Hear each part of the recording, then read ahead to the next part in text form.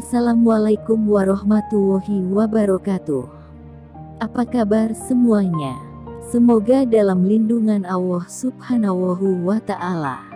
Kali ini Mimin akan membagikan kisah Nabi Adam berpisah dengan Hawa selama ratusan tahun. Kisah ini dikutip dari detikhikmah.com. Nabi Adam alaihi salam berpisah dengan Siti Hawa saat diturunkan ke bumi. Menurut sejumlah pendapat, keduanya berpisah selama ratusan tahun. Sebelum diturunkan ke bumi, Nabi Adam dan Siti Hawa tinggal di surga. Menurut Ibnu Katsir dalam Qasas Al-Anbiya, jumhur ulama berpendapat bahwa surga yang ditinggali oleh Nabi Adam alaihi salam adalah surga yang ada di langit, yaitu surga mawa atau surga keabadian. Hal tersebut sesuai dengan ayat-ayat Al-Quran dan hadits Nabi Muhammad SAW dan Allah Subhanahu wa Ta'ala berfirman yang artinya, "Wahai Adam, tinggallah engkau dan istrimu di surga ini. Lalu, makanlah apa saja yang kamu berdua sukai dan janganlah kamu berdua mendekati pohon yang satu ini sehingga kamu berdua termasuk orang-orang yang zalim." Quran Surat Al-Baqarah ayat 35.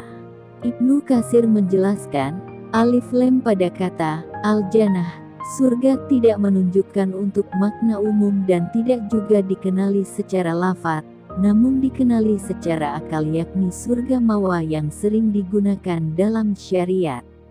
Imam Muslim juga meriwayatkan dalam kitab sahihnya, dari Abu Malik al-Asy'ari dari Abu Hazim Salamah bin Dinar, dan diriwayatkan pula dari Abu Hurairah dan Abu Malik, dari Ribi, dari Hujaifah, mereka berkata, Rasulullah bersabda, "Hari itu Allah akan mengumpulkan seluruh manusia.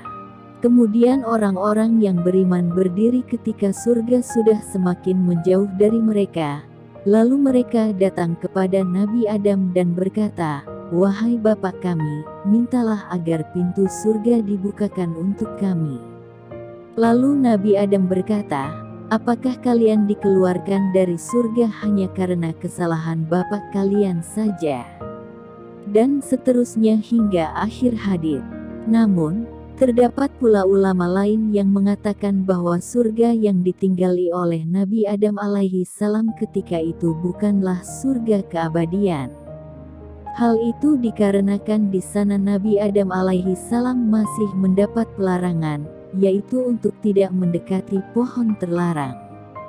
Nabi Adam alaihi salam juga tidur di sana dan dikeluarkan dari sana. Bahkan iblis pun masuk ke dalamnya. Ini semua menunjukkan bahwa surga yang dimaksud bukanlah surga keabadian, surga mawa. Penafsiran tersebut disampaikan oleh Ubay bin Ka'ab, Abdullah bin Abbas, Wahab bin Munabih, Sufyan bin Uyainah, dan diunggulkan oleh Ibnu Qutaibah dalam kitabnya, Al-Ma'arif. Ibnu Abi Hatim meriwayatkan, dari Abu Zur'ah, dari Utsman bin Abi Syaibah, dari Jarir, dari Atta, dari Said, dari Ibnu Abbas, ia berkata, Nabi Adam mendarat di suatu tempat yang disebut Dahna. Tempat ini terletak di antara kota Makkah dan Taif. Sedang riwayat dari Hasan menyebutkan, Nabi Adam mendarat di wilayah India, lalu Hawa di Jeddah, dan Iblis di Dastimaisan, beberapa mil dari kota Basrah, sedangkan ular di Asfahan. Diriwayatkan juga oleh Ibnu Abi Hatim. Adapun As-Sudi mengatakan, Nabi Adam mendarat di wilayah India, ia diturunkan bersama Hajar Aswad dan segenggam daun dari surga, lalu daun itu ditebarkan di India hingga tumbuh pepohonan yang tercium aroma harum di sana. Dan riwayat dari Ibnu Umar menyebutkan, bahwa Nabi Adam mendarat di Bukit Safa, sedang Hawa mendarat di Bukit Marwah. Atsar ini diriwayatkan oleh Ibnu Abi Hatim.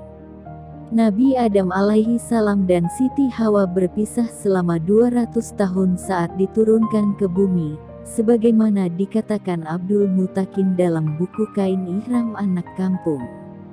Akhirnya keduanya bertemu di Arafah, yang saat ini dijadikan tempat pertemuan umat Islam setiap tahun. Pada saat wukuf, Arafah berarti pembebasan.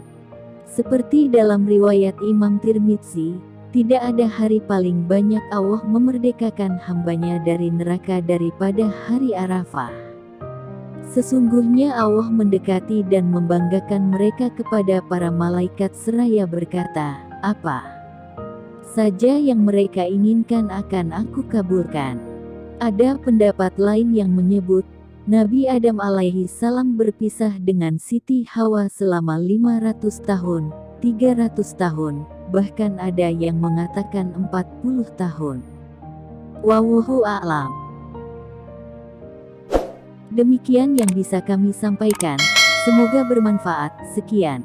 Wassalamualaikum warahmatullahi wabarakatuh.